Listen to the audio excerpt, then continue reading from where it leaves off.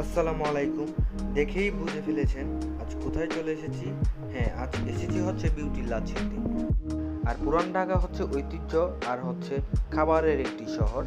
এই শহরে অলিতে গলিতে লুকিয়ে আছে অনেক ইতিহাস আর অনেক খাবার। আর বিউটি লাচ্ছির এই লেবুর শরবতটা খাননি এমন কেউ কি আছেন? থাকলে অবশ্যই আমার কমেন্টে জানাবেন।